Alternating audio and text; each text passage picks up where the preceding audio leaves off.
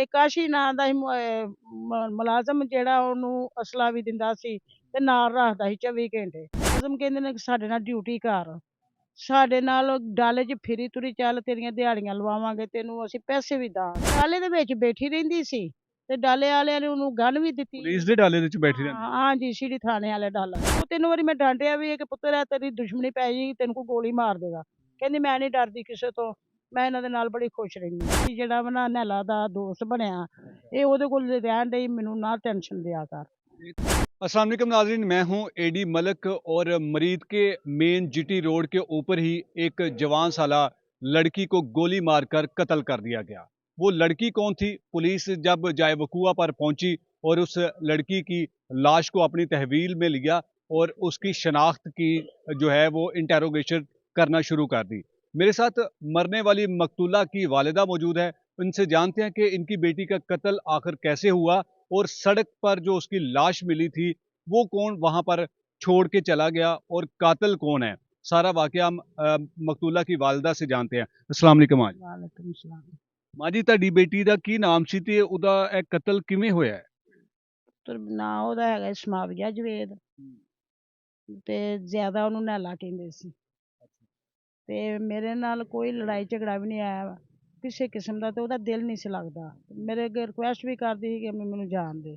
ਆਪਣੀ ਖਾਲਾ ਦੀ ਧੀ ਕੋਲ ਜ਼ਿਆਦਾ ਰਹਿੰਦੀ ਸੀ, ਮਰੀਜ਼ ਦੀ। ਉਹਦੇ ਕੋਲ 2 ਮਹੀਨੇ ਤੋਂ ਰਹਿ ਰਹੀ ਸੀ। ਆਂਦੀ ਸੀ 1 ਮਿੰਟ ਦੀ ਮਿੰਟ ਮੈਨੂੰ ਚਿਹਰਾ ਵਿਖਾਉਂਦੀ ਸੀ, ਚਲ ਜਾਂਦੀ ਅੰਮੀ ਮੈਂ ਬੋਰ ਹੁੰਨੀ ਆ, ਮੈਨੂੰ ਕੋਈ ਇੱਥੇ ਚੈਨ ਨਹੀਂ ਮਿਲਦਾ। ਮੈਂ ਪੁੱਛਦੀ ਹਾਂ ਪੁੱਤਰ ਉੱਥੇ ਠੀਕ ਹੈ? ਹਾਂ ਮੈਂ ਅੰਮੀ ਬਿਲਕੁਲ ਠੀਕ ਆ।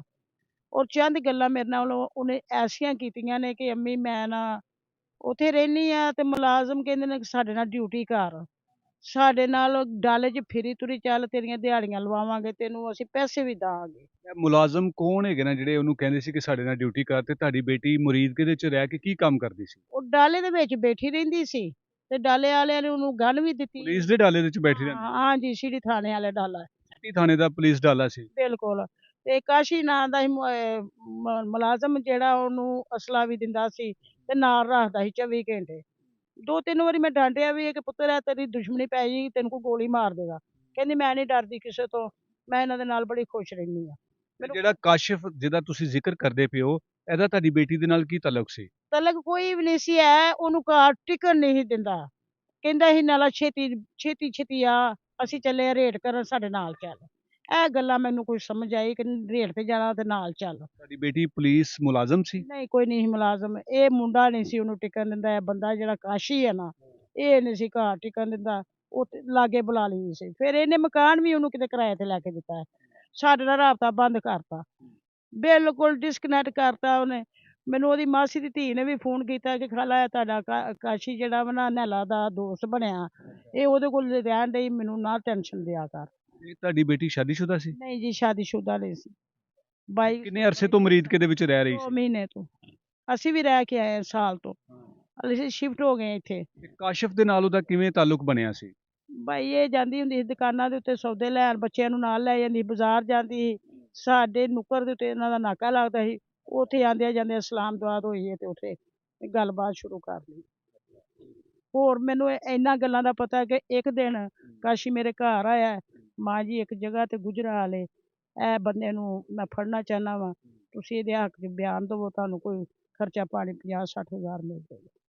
ਮੈਂ ਕਿਹਾ ਅਸੀਂ ਕੰਜਰ ਨਹੀਂ, ਨਾ ਅਸੀਂ ਦੱਲਿਆ ਤੇ ਨਾ ਅਸੀਂ ਬਦਨਾਮ ਹੋਣਾ ਚਾਹੁੰਦੇ, ਇੱਥੋਂ ਉੱਥੇ ਨਿਕਲ ਬਾਹਰ, ਭਾਵੇਂ ਤੂੰ ਮੁਲਾਜ਼ਮ। ਮੇਰੀ ਉਹਦੀ ਥੋੜ੍ਹੀ ਜਿਹੀ ਮੂੰਹ ਮਾਰੀ ਵੀ ਹੋਈ ਹੈ। ਫਿਰ ਉਹਨੇ ਮੇਰੀ ਬੇਟੀ ਨੂੰ ਫੋਨ ਕਰਕੇ ਬਾਹਰ ਬੁਲਾ ਕੇ ਕੋਈ ਗੱਲਾਂ ਕੀਤੀਆਂ ਨੇ, ਨਹੀਂ ਬੇਟੀ ਨੇ ਦੱਸਿਆ। ਉਸ ਤੋਂ ਬਾਅਦ ਇਸ ਤਰ੍ਹਾਂ ਮਿਲਣ ਜੁਲਣ ਇਹਨਾਂ ਦਾ ਰਿਹਾ। ਬਾਹਰੋਂ ਬਾਹਰ ਜਾਂਦੀ ਸੀ, ਮਿਲ ਕੇ ਆਉਂਦੀ ਸੀ। ਮੈਂ ਪੁੱਛਦੀ ਕਿੱਥੇ ਗਈ, ਖਾਲਾ ਦੀ ਬੇਟੀ ਵੱਲ। ਹੁਣ ਵੀ ਖਾਲਾ ਦੀ ਬੇਟੀ ਕੋਈ ਰਹਿਣ ਡਈ ਜਦੋਂ ਮਾਡਲ ਹੋਇਆ ਉਹਦਾ।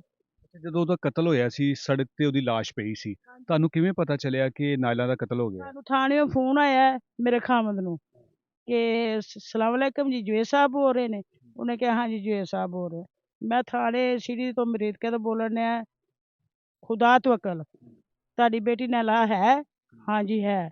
ਨਹਿਲਾ ਦਾ ਕਤਲ ਹੋ ਗਿਆ ਤੇ ਆਣ ਕੇ ਸਿਟੀ ਥਾਣੇ 'ਚ ਲਾਸ਼ ਲਾਈ, ਜਦਕਿ ਉਹਦਾ ID ਕਾਰਡ ਤੇ ਨਾਂ ਸਮਾ ਗਿਆ।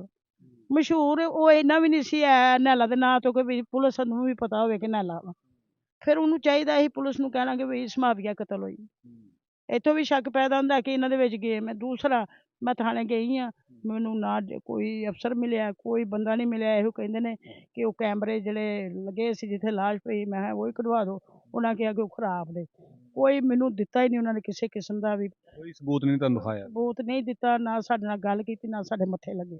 ਜਦੋਂ ਤੁਸੀਂ ਨਾਇਲਾ ਦੀ ਆਪਣੀ ਬੇਟੀ ਦੀ ਲਾਸ਼ ਪੁਲਿਸ ਦੇ ਕੋਲੋਂ ਲੈ ਕੇ ਉਹਦੀ ਤਦਫੀਨ ਵਾਸਤੇ ਘਰ ਲੈ ਕੇ ਗਏ ਸੀ, ਉਹਦੀ ਹਾਲਤ ਕਿਵੇਂ ਦੀ ਸੀ ਤੇ ਉਹਨੂੰ ਕਤਲ ਕਿਸ ਤਰ੍ਹਾਂ ਕੀਤਾ ਗਿਆ ਸੀ? ਸਾਨੂੰ ਥਾਣਿਓਂ ਲਾਸ਼ ਨਹੀਂ ਮਿਲੀ, ਸਾਨੂੰ ਹਸਪੀਟਲ ਤਹਿਸੀਲ ਹੈਡਕੁਆਟਰ ਤੋਂ ਲਾਸ਼ ਮਿਲੀ ਹੈ ਕਿ ਅਸੀਂ ਉੱਥੇ ਗਏ ਹਾਂ, ਸਾਰੇ ਪੁਲਿਸ ਵਾਲੇ ਵੀ ਉੱਥੇ ਹੀ ਸੀ ਤੇ ਉਹਨਾਂ ਨੇ ਕਿਹਾ ਅੰਗੂਠੇ ਲਾਓ, ਫਟਾਫਟ ਅੰਗੂਠੇ ਲਾਓ। ਅੰਗੂਠੇ ਲਾਏ ਨੇ ਤੇ ਉਹਨਾਂ ਨੇ ਆਪ ਚਲ ਗਏ ਨੇ ਤੇ ਸਾਨੂੰ ਕਹਿੰਦੇ ਲਾਸ਼ ਲੈ ਜਾਓ। ਸਾਡੀ ਗੱਲ ਹੀ ਨਹੀਂ ਸੁਣੀ ਉਹਨਾਂ ਨੇ। ਤੁਹਾਨੂੰ ਦੱਸਿਆ ਡਾਕਟਰਾਂ ਨੇ ਕਿ ਇਹਨੂੰ ਗੋਲੀਆਂ ਵੱਜੀਆਂ ਸੀ ਜਾਂ ਕਿਵੇਂ ਹੋਇਆ? ਉਹਨੇ ਦੱਸਿਆ ਕਿ ਇਹਦੇ ਬਿਲਕੁਲ ਕਰੀਬੀ ਦਿਲ ਦੇ ਉੱਤੇ ਰੱਖ ਕੇ ਗੋਲੀ ਵੱਜੀ ਹੈ। ਬਸ ਇੰਨੀ ਕੌਣ ਮਾਰ ਸਕਦਾ ਹੈ ਉਹਨੂੰ ਇੰਨਾ ਕਰੀਬ ਤੋਂ ਗੋਲੀ? ਮੇਰਾ ਅੰਦਾਜ਼ਾ, ਮੇਰਾ ਨਿਚੋੜ, ਮੇਰੇ ਨਾਲ ਜਿਹੜੀਆਂ ਗੱਲਾਂ ਮੇਰੀ ਬੇਟੀ ਨੇ ਕੀਤੀਆਂ ਨੇ, ਮੈਂ ਤਾਂ ਪੁਲਿਸ ਨੂੰ ਵੀ ਠਹਿਰਾਵਾਂਗੀ ਕਿ ਉਹ ਜਿਹੜੇ ਡਾਲੇ ਵਾਲੇ ਨਾਲ ਲੈ ਕੇ ਜਾਂਦੇ ਨੇ, ਮੇਰੀ ਬੇਟੀ ਤੇ ਉਹ ਗੁਨਾਹਗਾਰ ਨੇ। ਯਾਨੀ ਕਿ ਤੁਹਾਡਾ ਕਹਿਣ ਦਾ ਮਤਲਬ ਹੈ ਕਿ ਕਾਸ਼ਿਫ ਜਿਹੜਾ ਉਹਨੂੰ ਨਾਲ ਲੈ ਕੇ ਜਾਂਦਾ ਸੀ, ਅਸਲਾ ਦਿੰਦਾ ਸੀ, ਯੂਨੀਫਾਰਮ ਦਿੰਦਾ ਸੀ, ਉਹ ਉਹੀ ਮਾਰ ਸਕਦਾ ਹੈ? ਉਹਨੇ ਜਾਂ ਮਰਵਾਈ ਹੈ ਜਾਂ ਉਹਨੇ ਮਾਰੀ। ਮੈਨੂੰ ਫੋਨ ਵੀ ਉਹਦਾ ਆਇਆ ਜੇ ਕਾਸ਼ੀ ਦਾ ਕਿ ਮਾਂ ਜੀ ਖਫਨ ਦਫਨ ਲਈ ਮੈਂ ਪੈਸੇ ਭੇਜ ਦਿੰਦਾ ਵਾਂ, ਜਾਓ ਲਾਸ਼ ਚੁੱਕ ਲਵੋ। ਫੇਰ ਵੀ ਬੇਟੀ ਹੈ ਤੇ ਮੈਂ ਕਿਹਾ ਹੁਣ ਬੇਟੀ ਦਾ ਪਿਓ ਵੀ ਬਣ ਕੇ ਦਫਨਾ ਲਾ, ਘਰ ਜੂ ਨਹੀਂ ਸੀ ਟਿਕਣ ਦਿੰਦਾ, ਹੁਣ ਤੂੰ ਬਣ ਉਹਦਾ ਸਾਰਾ ਕੁਝ ਤੇ ਦਫਨਾ ਦੇ, ਇਹ ਮੇਰੇ ਕੋਲ ਪੈਸੇ ਲੈ ਲਾ। ਮੈਂ ਕਿਹਾ ਮੈਂ ਨਹੀਂ ਪੈਸੇ ਲੈਣੇ। ਇਹ ਗੱਲ ਮੇਰੇ ਨਾਲ ਕਾਸ਼ੀ ਨੇ ਇੰਨੀ ਕੁ ਕੀਤੀ ਜੇ। ਅੱਛਾ, ਜਦੋਂ ਬੇਟੀ ਨੂੰ ਤੁਸੀਂ ਹਸਪੀਟਲ ਤੋਂ ਉਹਦੀ ਡੈੱਡ ਬੋਡੀ ਲੈ ਕੇ ਘਰ ਚਲੇ ਗਏ ਸੀ, ਉਹਦਾ ਗੁਸਲ ਦਿੱਤਾ ਤੇ ਉਹਦੇ ਕੋਈ ਜਿਸਮ ਤੇ ਕੋਈ ਤਸ਼ੱਦਦ ਦੇ ਨਿਸ਼ਾਨ ਸੀ? ਦੇ ਉੱਤੇ ਤਸ਼ੱਦਦ ਦੇ ਨਿਸ਼ਾਨ, ਇਹ ਜਗ੍ਹਾ ਤੇ ਵੀ ਨਿਸ਼ਾਨ ਸੀ, ਏਡਾ ਨੀਲ ਪਿਆ ਸੀ ਜਿਵੇਂ ਕਿਸੇ ਨੇ ਇੰਝ ਕਰਕੇ ਉਹਦੇ ਇੱਥੇ ਮਾਰਿਆ ਕੁਛ, ਇੱਥੇ ਵੀ ਨਿਸ਼ਾਨ ਸੀ, ਇੱਥੇ ਛੋਟਿਆਂ ਦੇ ਨਿਸ਼ਾਨ ਸੀ। ਕਿ ਕਤਲ ਤੋਂ ਪਹਿਲੇ ਉਹਨੂੰ ਸ਼ਦੀਦ ਕਿਸਮ ਦਾ ਤਸ਼ੱਦਦ ਕੀਤਾ ਗਿਆ? ਮੂੰਹ ਤੇ ਮਿੱਟੀ ਮੁੱਟੀ ਵੀ ਹੈ ਸੀ, ਜਿਸਮ ਪੂਰਾ ਰੁਲਿਆ ਸੀ ਇਹ ਕੱਟੇ ਦੇ ਨਾਲ, ਜਿਵੇਂ ਚੰਗਾ ਉੱਥੇ ਧਰੋ ਖਿੱਚ ਕਰਕੇ ਤੇ ਫਿਰ ਉਹਦਾ ਕਤਲ ਹੋਇਆ। ਬੇਟੀ ਦੇ ਨਾਲ ਆਖਰੀ ਵਾਰ ਕੋਈ ਗੱਲ ਹੋਈ ਸੀ ਤੇ ਉਹਨੇ ਕੀ ਕਿਹਾ ਸੀ ਤੁਹਾਨੂੰ? ਬੇਟੀ ਨੂੰ ਮੈਂ ਕੀਤੀ ਸੀ ਰਾਤ ਨੂੰ ਕਾਲ ਕਿ ਪੁੱਤਰ ਘਰ ਆਇਆ, ਮੇਰਾ ਦਿਲ ਜਿਹੜਾ ਨਾ ਨਹੀਂ ਸਹੀ ਹੈ, ਮੇਰੀ ਅੱਖ ਫਰਕਣ ਡਈ। ਉਹਨੇ ਮੈਨੂੰ ਇਹੋ ਹੀ ਗੱਲ ਕੀਤੀ ਕਿ ਅੰਮੀ ਬੰਦ ਕਰੋ ਫੋਨ, ਮੈਂ ਕਰਨੀ ਕਾਲ, ਦੁਬਾਰਾ ਕਾਲ ਨਹੀਂ ਆ। 1 ਸਕਿੰਟ ਦੀ ਕਾਲ ਕੀਤੀ ਸੀ। ਦੂਜਾ ਮੇਰੀ ਰਿਕੁਐਸਟ ਹੈ ਤੁਹਾਡੇ ਅੱਗੇ ਸਾਰਿਆਂ ਅੱਗੇ ਕਿ ਪੁਲਿਸ ਨਾਲ ਮੁਲਵਸ, ਖੁਦਾ ਵਾਸਤੇ ਕਰਕੇ ਮੇਰੀ ਬੇਟੀ ਦੇ ਮੁਲਜ਼ਮ ਨੂੰ ਲਵਾ ਦਿਓ। ਹੁਣ ਤੁਸੀਂ ਯਕੀਨਨ ਬੇਟੀ ਦੀ ਤਦਫੀਨ ਤੋਂ ਬਾਅਦ ਪੁਲਿਸ ਸਟੇਸ਼ਨ ਰਾਬਤਾ ਕੀਤਾ ਹੋਏਗਾ, ਜਿਹੜੀ ਇਨਵੈਸਟੀਗੇਸ਼ਨ ਟੀਮ ਹੈ ਉਹ ਤੁਹਾਨੂੰ ਕੀ ਕਹਿੰਦੇ ਨੇ ਕਿ ਕੌਣ ਕਾਤਲ ਨੇ ਜਾਂ ਫਿਰ ਕਿਸੇ ਕਾਤਲ ਨੂੰ ਗ੍ਰਿਫਤਾਰ ਕਰ ਸਕੀ? ਮੱਥੇ ਕੋਈ ਮੁਲਾਜ਼ਮ ਨਹੀਂ ਲੱਗਦਾ, ਕੋਈ ਥਾਣੇ ਜੋ ਸਿਪਾਹੀ ਨਹੀਂ, ਸਿਪਾਹੀ ਵੀ ਨਹੀਂ ਜੇ ਮੇਰੇ ਮੱਥੇ ਲੱਗਦਾ। ਮੈਂ ਜਾਣੀ ਆ ਕੋਈ ਬੰਦਾ ਹੀ ਨਹੀਂ ਹੁੰਦਾ, ਮੁਨਸ਼ੀ ਹੁੰਦਾ ਜੇ, ਮੁਨਸ਼ੀ ਮੈਨੂੰ ਟਾਲ ਛੱਡਦਾ ਕਿ ਮਾਈ ਤੁਸੀਂ ਜਾਓ, ਅਫਸਰ ਕੋਈ ਨਹੀਂ ਹੈ, ਕੀ ਕਰਾਂ ਕਿਹਦੇ ਅੱਗੇ ਰੋਕਾਂ। ਕਿਸੇ ਵੀ ਕੋਈ ਐਸਐਚਓ ਨੇ ਵੀ ਨਹੀਂ ਤੁਹਾਡੀ ਕੋਈ ਦਾਦਰਸੀ ਕੀਤੀ, ਕੋਈ ਤੁਹਾਨੂੰ ਸੁਣਿਆ ਕਿ ਕਿਵੇਂ ਤੁਹਾਡੀ ਬੇਟੀ ਦਾ ਕਤਲ ਹੋ ਸਕਦਾ? ਸੁਣ ਲਵੋ, ਉਹ ਕਹਿੰਦਾ ਹੈ ਜੀ ਫੋਨ 'ਚ ਮੈਂ ਕੋਸ਼ਿਸ਼ ਕਰਨ ਡਿਆ ਮਾਂ ਜੀ, ਕੋਸ਼ਿਸ਼ ਕਰਨ ਡਿਆ, ਜੇ ਮੈਂ ਜਾਣੀ ਤਾਂ ਮਿਲਦਾ ਹੀ ਨਹੀਂ। ਇੰਨੀ ਕੁ ਬਸ। ਕਿੰਨੇ ਦਿਨ ਹੋ ਗਏ ਨੇ ਤੁਹਾਡੀ ਬੇਟੀ ਨੂੰ ਕਤਲ ਹੋਇਆ? ਮੇਰੀ ਬੇਟੀ ਨੂੰ ਅੱਜ 5ਵਾਂ ਦਿਨ, ਜੁਮੇ ਦਾ ਇਹ ਵਾਕਿਆ ਤੇ ਹੁਣ ਮੈਂ ਕੀ ਕਰ ਸਕਦੀ ਆ, ਗਰੀਬ ਬੰਦੇ ਆ ਅਸੀਂ, ਇੰਨੇ ਜੋਗੇ ਨਹੀਂ ਹੈ ਕਿ ਬਾਰ ਨੱਸੀਏ ਭੱਜੀਏ, ਜਾਂ ਤਾਂ ਮੈਂ ਥਾਣੇ 'ਚ ਹੀ ਮੰਜੀ ਡਾ ਕੇ ਬਹਿ ਜਾਂਦੀ ਹਾਂ। ਬੱਚੇ ਅਗਰ ਤੁਹਾਡੀ ਬੇਟੀ ਦੇ ਕਾਤਲ ਪੁਲਿਸ ਗ੍ਰਿਫਤਾਰ ਨਾ ਕਰ ਸਕੀ ਜਾਂ ਫਿਰ ਜਿਹਦੇ ਤੇ ਤੁਹਾਨੂੰ ਸ਼ੱਕ ਹੈ ਕਿ ਤੁਹਾਡੀ ਬੇਟੀ ਦਾ ਕਤਲ ਉਹੀ ਪੁਲਿਸ ਮੁਲਾਜ਼ਮ ਜਿਹੜਾ ਡਰਾਈਵਰ ਕਾਸ਼ਿਫ ਹੈ ਉਹਨੇ ਕੀਤਾ ਹੈ, ਤੇ ਪੁਲਿਸ ਅਜੇ ਤੱਕ ਉਹਨੂੰ ਕਿਉਂ ਗ੍ਰਿਫਤਾਰ ਨਹੀਂ ਕਰਦੀ ਪਈ? ਮੱਝਾਂ ਦੀਆਂ ਭੈਣਾਂ ਨੇ, ਪੁਲਿਸ ਦੀ ਆਪਣੀ ਹੈ, ਕੋਈ ਗਰੀਬ ਦੀ ਆਵਾਜ਼ ਨਹੀਂ ਸੁਣ ਸਕਦੀ ਪੁਲਿਸ। ਇੱਥੇ ਪੈਸੇ ਦੇਈ ਜਾਓ ਕੰਮ ਲਈ ਜਾਓ, ਇਹ ਪਾਕਿਸਤਾਨ ਦੀ ਪੁਲਿਸ। ਤੁਹਾਡੇ ਕੋਲੋਂ ਵੀ ਕੋਈ ਪੈਸੇ ਮੰਗੇ ਕਿਸੇ ਨੇ? ਤੇ ਮੇਰੇ ਕੋਲ ਮੰਗੇ ਨਹੀਂ ਸੀ ਪੈਸੇ, ਮੇਰੇ ਕੋਲ ਪੈਸੇ ਨਹੀਂ ਸੀ ਮੰਗੇ, ਮੈਨੂੰ ਉਹਨਾਂ ਨੇ ਨਾ ਸਹੀ ਗੱਲ ਹੀ ਨਹੀਂ ਮੇਰੀ ਸੁਣੀ। ਅਜੇ ਤੱਕ ਸਹੀ ਗੱਲ ਨਹੀਂ ਦੱਸੀ? ਹਾਲੇ ਤਿੱਕਰ ਵੀ ਗੱਲ ਕੋਈ ਨਹੀਂ ਕਰਨ ਦੇ ਮੇਰੇ ਨਾਲ। ਇਹ ਜੇ ਮੈਂ ਰਿਪੋਰਟਾਂ ਮੰਗੀਆਂ ਨੇ ਤੇ ਕਹਿੰਦੇ ਨੇ ਉਹ 20 ਦਿਨ ਬਾਅਦ ਮਿਲਣੀਆਂ ਨੇ। ਜੇ ਮੈਂ ਕਿਹਾ ਮੈਨੂੰ ਵੀਡੀਓ ਕਢਾ ਦਿਓ, ਉਹਨਾਂ ਕਿਹਾ ਕਿ ਉਹ ਕੈਮਰੇ ਖਰਾਬ ਨੇ। ਦੱਸੋ ਤੁਸੀਂ ਕੀ ਕਹੋਗੇ ਵੱਡੇ ਅਫਸਰਾਂ ਨੂੰ ਜਿਹੜੇ ਇਹਨਾਂ ਸਾਰਿਆਂ ਨੂੰ ਵੇਖਦੇ ਨੇ, ਸੁਣਦੇ ਨੇ ਔਰ ਇਹੋ ਜਿਹੇ ਕੇਸਿਸ ਨੂੰ ਜਿਹੜਾ ਹੈਗਾ ਨਾ ਉਹ ਹੱਲ ਕਰਦੇ ਨੇ? ਮੈਂ ਰਿਕੁਐਸਟ ਕਰਨੀ ਆ ਵੱਡਿਆਂ ਅਫਸਰਾਂ ਅੱਗੇ ਕਿ ਖੁਦਾ ਵਾਸਤੇ ਕਰਕੇ ਅਸੀਂ ਬੜੇ ਹੀ ਮਾੜੇ ਆ, ਸਾਡੀ ਬੇਟੀ ਦੇ ਮੁਲਜ਼ਮ ਲੱਭ, ਮਾਫੀ ਮੰਗਨੇ ਆ ਕਿ ਸਾਡੇ ਕੋਲ ਕੋਈ ਖਤਾ ਨਹੀਂ ਹੋਈ, ਸਾਡੀ ਬੇਟੀ ਦੇ ਮੁਲਜ਼ਮ ਲੱਭਦਾ। ਬੇਟੀ ਨੂੰ ਸ਼ੌਕ ਸੀ ਬਾਈਕ ਚਲਾਉਣ ਦਾ, ਬਹੁਤ ਜ਼ਿਆਦਾ, ਮੁੰਡਾ ਸੀ ਉਹ, ਕੁੜੀ ਨਹੀਂ ਸੀ। ਇਸੇ ਲਈ ਪੁਲਿਸ ਵਾਲਿਆਂ ਦੇ ਨਾਲ ਮਿਲ ਕੇ ਪੁਲਿਸ ਦਾ ਕੰਮ ਕਰਦੀ ਸੀ? ਪੁਲਿਸ ਵਾਲੇ ਆਪ ਬੁਲਾਉਂਦੇ ਸੀ ਉਹਨੂੰ, ਆਪ ਨਹੀਂ ਸੀ ਉਹ ਜਾਂਦੀ।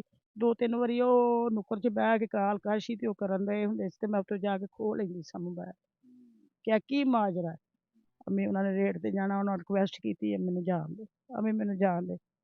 ਲੜਾਈ ਦੇ ਵਿੱਚ ਮੈਂ ਅੰਦਰ ਲੈ ਕੇ ਜਾਂਦੀ ਸਾਂ। ਮੈਨੂੰ ਕੋਈ ਨਾ ਕੋਈ ਟਾਲ ਮਟੋਲੀ ਕਰ ਦਿੰਦੀ ਸੀ ਜਾਂ ਘੰਟੇ ਬਾਅਦ ਮੈਂ ਉੱਠ ਕੇ ਕਿਸੇ ਕੰਮ ਲੱਗੀ ਉਹ ਨਿਕਲ ਕੇ ਦੌੜ ਜਾਂਦੀ ਸੀ, ਉੱਥੇ ਕਾਸ਼ੀ ਖਲੋਤਾ ਹੁੰਦਾ ਸੀ। ਕਾਸ਼ੀ ਨੂੰ ਵੀ ਪਤਾ ਹੈ ਕਿ ਮੈਂ ਨੈਲਾ ਨੂੰ ਲੈ ਕੇ ਜਾਣਾ, ਉਹਦੀ ਮਾਂ ਨੂੰ ਪਤਾ ਵਾ, ਸਾਰਾ ਹੀ ਪਤਾ ਵਾ। ਹੁਣ पुलिस जान के पर्दा पावे तो फिर मैं कुछ कह नहीं सकती। नाज़रीन, ये आपने मकतूला नायला की वालिदा का मौक़िफ़ सुना है कि किस तरह इनकी बेटी को पुलिस एहलकार काशिफ़ जो अपने जायज़ नाजायज़ कामों के सिलसिले में उसका इस्तेमाल करता था, उसकी तस्वीरें भी आपने इस वीडियो में देखी कि उसके पास नाजायज़ असला था या फिर वो जायज़ असला था। उस बच्ची के पास, उस लड़की के पास ये चीज़ें कहाँ से आईं? उसके कमरे में पुलिस की यूनिफ़ॉर्म तक भी मौजूद थी, लेकिन जब भी कभी उस पुलिस एहलकार को नायला की ज़रूरत होती थी, वो उनको बुला लेता था। ये माँ अब सिर्फ़ आपसे इतना सा मुतालबा कर रही है कि मुझे मेरी बेटी के कातिलों की जल्द से जल्द गिरफ्तारी चाहिए। लेकिन जब ये थाने में जाती है, कोई इसकी दाद-रसी नहीं करता, कोई इसको सुनता नहीं, कोई मिलता नहीं है। तो इसके पीछे फिर वाज़िया तौर पर नज़र आता है कि इस लड़की के कत्ल के पीछे कोई और नहीं, बल्कि हमारे ही कानून के रखवाले हैं।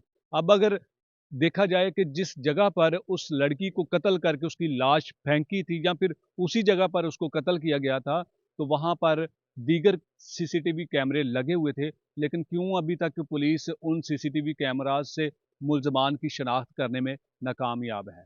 मुझे तो ये लगता है कि पुलिस के अपने ही ये जो मुल्ज़मान हैं, ये इनके अपने ही पेटी भाई हैं और इनको गिरफ़्तार करना ही नहीं चाहती। जब उस लड़की के साथ कुछ जो भी उनके ताल्लुकात थे, जिस तरह के भी थे, जब उनका दिल भर गया तो उन्होंने उसको रास्ते से हटा दिया। मेरी आला अफ़सरान से ये अपील है कि इस बूढ़ी माँ को इनकी बेटी के कत्ल का इंसाफ मिलना चाहिए और जो भी कातिल हैं, चाहे वो पुलिस एहलकार हैं, चाहे वो कोई भी है, उनको फ़ौरी गिरफ़्तार करके सलाखों के पीछे बंद किया जाए। इजाज़त चाहूँगा, अल्लाह निगहबान।